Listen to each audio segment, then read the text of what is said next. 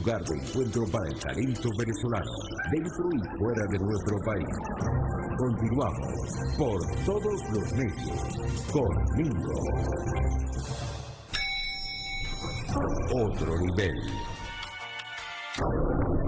Fíjense, amigos, que Erika estaba mencionando lo de la ONU ahorita y comentan aquí en el equipo de producción, caramba, qué oportuno, qué bien, que tenemos de invitado hoy al doctor Ali Daniels. Ustedes lo conocen, abogado, defensor de derechos humanos, director de Acceso a la Justicia. Doctor Daniels, muy buenos, ¿cómo está usted? ¿Cómo le va? Muy buenos días, muchas gracias por la invitación. Déjeme ver si es que Sí, aquí. yo lo digo perfecto. Ok, sí, ya lo... Un gran abrazo para usted, mucha salud para usted, para la familia, de parte del equipo del programa y de Radio Caracas. ¿Cómo le ha ido? Muchas gracias, igualmente, todo bien. Nosotros estábamos comentando, se acaba de presentar en la ONU el informe, y usted es una persona que le ha hecho seguimiento a todo esto que tiene que ver con la justicia, con los jueces, y nos esperamos, los venezolanos. ¿Cómo cree usted que van a tomar en consideración la gente de la ONU este informe el día de hoy?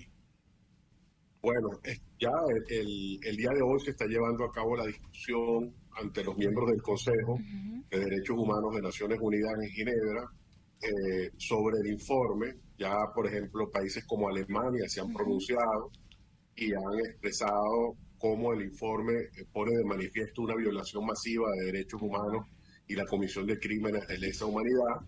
Incluso países afines ideológicamente al gobierno venezolano, como el argentino, también han mostrado su preocupación por lo que ahí se dice. Pero más allá de lo que puedan decir los países el día de hoy, que debo aclarar, es una discusión que no implica ni aprobación ni reprobación del informe, sino simplemente la exposición de lo que los países piensan sobre el mismo. Ahora, doctor, hay personas, y lo hemos visto en las redes, y creo que usted le ha respondido de alguna manera, que ponen en tela de juicio el informe mismo y hablan y han acuñado el término de sesgado. ¿Por qué hay personas que incluso se dicen ser defensores de derechos humanos y hablan de manera tan alegre y simplista y califican el informe de esa naturaleza cuando hay sustento, cuando hay pruebas contundentes que apoyan lo que se está diciendo ahí en ese informe? Sí, realmente es doloroso ver cómo hay personas que por intereses políticos, por aspiraciones a un determinado cargo, están haciendo algún tipo de declaraciones que hemos calificado de infelices en la medida en que tratan de defender lo indefendible.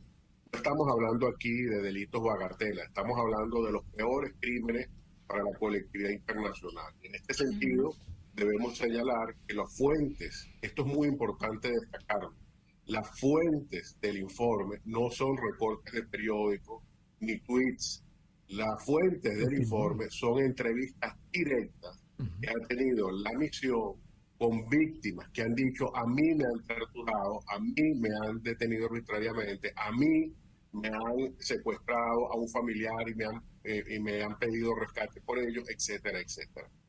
Ha habido contactos con familiares de víctimas, entrevistas directas con abogados e incluso, como dice el propio informe, entrevistas con exfuncionarios de los organismos de seguridad del Estado. De modo que no se entiende por qué, porque entonces se dice que que el informe es sesgado, pero no se dice por qué es sesgado. ¿Por qué puede ser el testimonio de una persona que ha señalado y descrito con detalles qué es lo que le ha ocurrido en los organismos de seguridad del Estado, cómo fue torturado? No se entiende cómo eso puede ser un sesgo. En este sentido, es muy fácil descalificar algo sin ningún tipo de argumento, porque además tenemos que decir que este es el cuarto informe. La semana pasada se liberaron 2 informes, es decir, ya la misión ha presentado 2 previos, uno sobre violaciones a los derechos humanos, que fue la primera vez que se calificó la actuación del Estado venezolano como crímenes de lesa humanidad, unos meses antes de que incluso lo produjera la propia señora Bensouda en su momento, en el año 2020. Luego, otro informe donde se habla del sistema de justicia, donde se habla de cómo el sistema de justicia es parte del aparato represivo, y ahora cuyo mayor valor es que señala cómo el tema de las torturas y los crímenes de lesa humanidad no son algo arbitrario, no son algo que ocurre de manera aleatoria o por la voluntad de un funcionario, sino que todo es parte de un mecanismo que incluye la descripción, y esto es muy importante, de cómo, por ejemplo, se recluta a estas personas que cometen estos actos barbáricos, cómo se les entrena, cómo se les enseña a hacer lo que hacen, cómo se les dan premios y castigos para fomentar la lealtad, y cómo todo esto tiene un velo de impunidad que hace posible que todo este sistema perverso pueda funcionar. Entonces, ese es el valor añadido, no porque no se queda en simplemente describir estos actos perversos que ahí se señalan, sino que se explica cómo se llega ahí. Y al explicar cómo se llega ahí, se pone de manifiesto que estamos ante un sistema, que estamos ante una política de Estado. Porque tener 17 centros clandestinos de tortura, eso no lo decide un sargento, eso no lo decide un soldado raso. Para eso se requiere el apoyo de las más altas instancias del poder en Venezuela. Y de hecho, lo más importante, lo que más pone en evidencia la seriedad y la contundencia de este informe, y que pone de lado todos estos argumentos falaces, es que precisamente la censura y la autocensura de los medios de emisión abierta en Venezuela confirman el informe lo que dice es cierto. Porque si el informe tuviese una mentira, aquí se estuviera hablando los medios de señal abierta todos los días sobre el error que pudiera haber en el informe. Pero como no lo hay, lo que se opta entonces es por la autocensura y por la censura. Y eso para mí es la mayor confesión que puede haber respecto de este informe. Qué buen comentario está haciendo, doctor, de verdad, qué buen comentario. Usted a lo largo de su trayectoria ha traslucido una gran mortificación con esto que está hablando de la impunidad.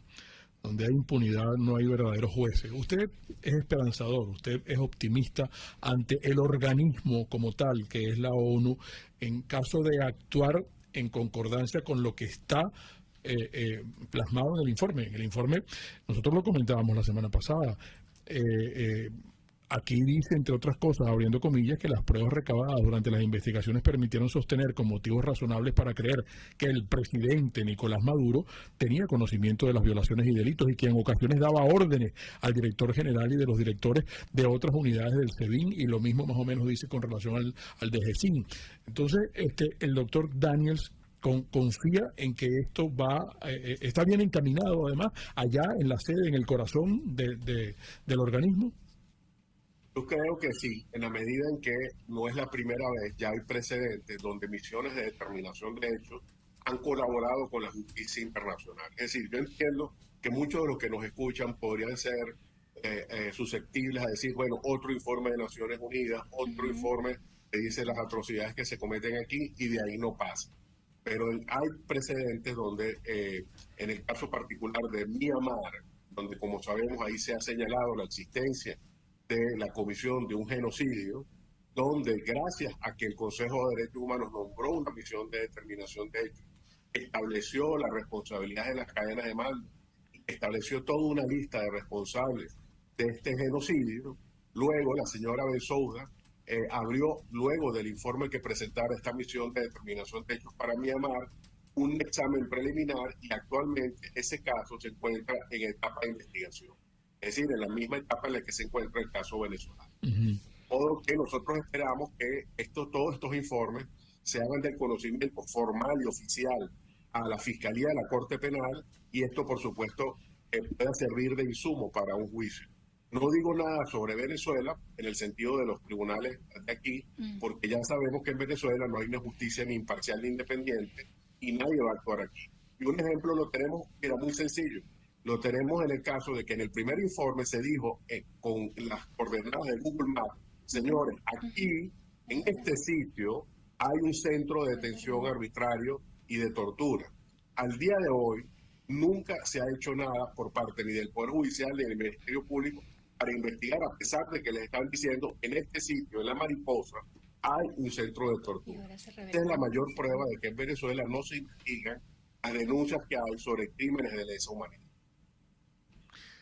Qué importante lo que está diciendo el doctor Daniels. Tenemos que hacer un breve paréntesis, amigos. Conversamos con el doctor Ali Daniels, abogado defensor de derechos humanos, director de acceso a la justicia. Le preguntan aquí con relación a los próximos pasos y específicamente si estas cosas que pueden venir es a las cabezas, a las individualidades, o es una sanción en general al país, o cómo se maneja eso, si lo puede explicar en la próxima parte, y otras inquietudes más de nuestros amigos audio participantes. Pero tenemos un breve intervalo. Vamos a Máster y en momentos regresamos.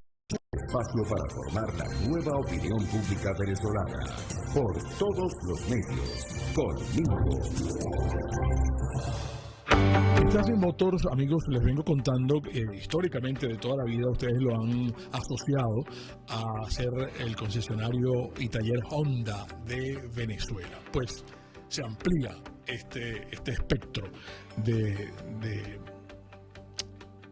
concesionario y ahora también es concesionario autorizado JMC.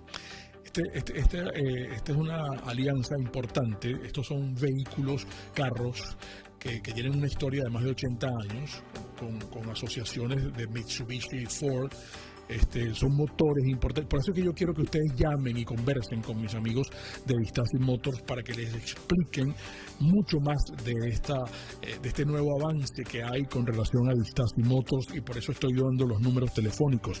Conversen con entera confianza y si quieren digan que llaman de parte nuestra. 0212-285-7779 de Stasi Motors, el concesionario y taller Honda y JMC de Venezuela en Los Palos Grandes. Mire, esta cajita que yo tengo aquí, esta cajita que yo voy a mostrar aquí, está full de trufas. Le quiero decir algo de la pastelería del Corso. Así como es tan importante la leche, la harina, los huevos, las almendras, el aceite, la mantequilla, la manteca, el chocolate es un ingrediente importantísimo en nuestra pastelería, en la pastelería del Corso. Y aquí están las trufas, por ejemplo. Vean ustedes el tamaño de esta trufa. Voy a atreverme a hacer una porque la textura, el aroma, el sabor, la cohesión que tiene en la elaboración de estas trufas, lo voy a volver a meter aquí en la cajita, pero es que esto es una ricura, esto es una maravilla para empezar la semana con chocolate, pero de la pastelería del Corso, por supuesto. ¿Algún cumpleaños? Si usted va a obsequiar, este es tremendo regalo. Trufas de la pastelería del Corso. Si las quieren cargar, 945-8497 del Corso, la pastelería italiana por tradición y excelencia. Mire, agencia de viajes Crisol. Qué maravilla, si usted quiere ir a Margarita y va a alquilar carro, hay una oferta fabulosa, no la pele. Si se va a ir en estos días, que comienza temporada no alta, pero una temporada de aquí a diciembre, pero prepare de una vez el viaje de diciembre y las vacaciones con mis amigos de Crisol. Es que estoy buscando el Instagram de ellos porque me dijeron también que hay una tremenda propuesta si usted quiere ir al Mundial. Por ejemplo, si usted quiere irse a converse con ellos, el FIFA World Cup allá en Qatar.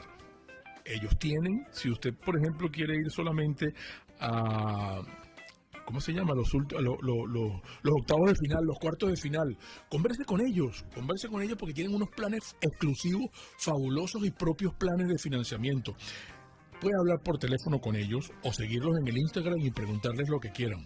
0414-329-4222. Agencia de viajes Crisol, trato de primera clase. RCR 750 AM, porque lo bueno une. Un periodista espontáneo, frontal, observador, inconforme, con mucho que decir y escuchar. Regresamos por todos los medios. Conmigo. Claro, aquí nos están diciendo que si el doctor Daniel puede explicar esto de las individualidades, porque recae específicamente sobre nombres, Nicolás Maduro, Diosdado Cabello, el ministro de la Defensa, el director del SEBIN, porque todo es órdenes de arriba, ya se sabe quiénes son los de arriba que ordenaban, ¿verdad? Entonces, ¿qué va a pasar aquí con esto? Sí, y sobre todo también, doctor Daniels, le preguntan, ¿cuál va a ser la postura o si usted tiene información sobre cuál pudiera ser la reacción de la Corte Penal Internacional y qué fue lo que el fiscal Karim Khan, cuando vino a Venezuela, bueno, qué acordó? Si este informe de repente pudiera acelerar un poco las cosas con la Corte Penal. Sí, vamos a primero explicar en qué estado se encuentra el caso venezolano ante la Corte Penal Internacional. Hasta el 16 de abril de este año, el gobierno tenía para pronunciarse sobre la decisión del fiscal del pasar el caso a la fase de investigación. En una carta entregada el día anterior, es decir, el 15 de abril, el gobierno solicitó la inhibición del fiscal, señalando que no hacía falta aplicar la competencia complementaria de la Corte, porque en Venezuela, según el gobierno, se hace justicia y se sanciona a los responsables de crímenes de lesa humanidad, o como lo llaman ellos, violaciones a los derechos humanos. El gobierno nunca hace referencia a la expresión crímenes de lesa humanidad, sino que siempre habla de violaciones de derechos humanos. Ante esta solicitud, pocos días después, el propio fiscal se pronunció diciendo que no estaba de acuerdo, que se iba a oponer y que quería continuar con la investigación. Visto que el fiscal y el gobierno tienen posiciones diferentes, queda entonces en manos de la Sala de Cuestiones Preliminares de la Corte Penal Internacional la decisión sobre quién tiene la razón. Y en este sentido es muy oportuno este informe, una vez más, porque precisamente le está diciendo a los jueces de la Corte Penal, señores, aquí se está confirmando que hay un sistema, es una política de Estado, que en Venezuela no se violan los derechos humanos porque un soldado o un sargento así lo decide, sino que hay toda una estructura hecha y que funciona para la represión, dentro de la cual está el propio Poder Judicial, que es el que debería garantizar. Entonces, en esa comunicación se hace referencia, por ejemplo, a que en Venezuela se han reformado una serie de leyes y en la propia alta comisionada, por ejemplo, ha puesto de manifiesto que muchas de esas reformas no se han aplicado y además pone algunos casos donde se tratan de poner como ejemplo de sentencias de 23 años, en el caso, por ejemplo, de una violación a un muchacho del estado Zulia, y justamente esos casos que ellos colocan ahí lo que hacen es demostrar lo contrario, porque en el caso del muchacho de Maracaibo, por ejemplo, no se dice que él mismo señaló entre los responsables a alguien de la cadena de mando, particularmente un supervisor, y esa persona nunca fue juzgada. Y ahora, con este informe de la misión, donde, como ustedes mismos están señalando, se indica con nombre y apellido cómo funciona la cadena de mando, quién da la orden, quién dice hagan esto, hagan aquello, quién dice que se ejecuten los actos barbáricos que ahí se señalan. Todo esto es insumo para que el fiscal pueda promover estos elementos que son públicos ahora ante la Sala de Cuestiones Preliminares, de tal manera que la misma sala diga efectivamente hay evidencia para esto. Ahora bien, si quiero decir que queda en manos del fiscal escoger los casos. Y aquí va a depender mucho del caso en particular, cuando proceda, decir, este caso yo lo voy a tocar por mandos medios o voy a atacar directamente a la cabeza. Eso va a depender mucho de las pruebas que se hayan recabado, que no sabemos cuáles son, ni los casos que se hayan escogido, y a partir de ahí ellos pueden escoger o ir directamente contra quienes toman las decisiones a más altas instancias del poder en Venezuela, o de tomarlo contra los mandos medios a los efectos, por ejemplo, de que se aporten más elementos probatorios. Eso ya es parte de una política del fiscal, de estrategia procesal, que esperemos que algún día pues podamos ver, pero por ahora estamos a la espera de que la Sala de Cuestiones Preliminares decida sobre esta solicitud de inhibición del gobierno venezolano. Doctor Daniel, usted en el segmento anterior hizo una reflexión, una aseveración, como si se hubiese tirado la toalla con relación a la justicia local. Usted que lucha tanto y que está... Nosotros la semana pasada, en el último mes, hemos entrevistado aquí esposas de presos políticos, hemos tenido testimonios también muy desgarradores aquí en el programa. Caramba, ¿qué puede decirnos usted del estatus de los presos políticos y de los jueces venezolanos? ¿Qué es lo que ocurre? Que personas como usted, hay gente que interpreta que, oye, el doctor Daniels como que dijo que la justicia local con la justicia venezolana no se puede contar.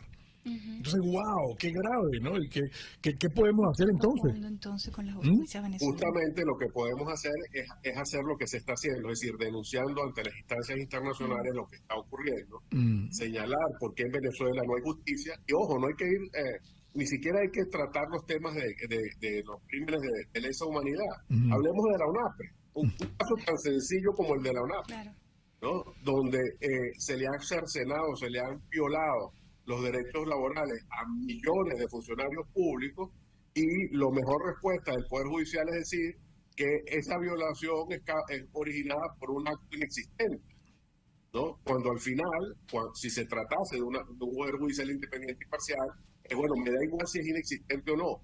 Lo cierto es que hay una imposición unilateral de las escalas salariales y, por tanto, una violación del derecho a establecer convenios colectivos por parte de los trabajadores, y a partir de ahí tomar acciones. Pero para mí la mayor demostración de que el poder en Venezuela solo está para defender al gobierno es ese caso, pero obviamente en el caso de los crímenes de lesa humanidad es todavía peor, porque en el informe se señala cómo incluso hay denuncias de que en actos de tortura han estado presentes fiscales.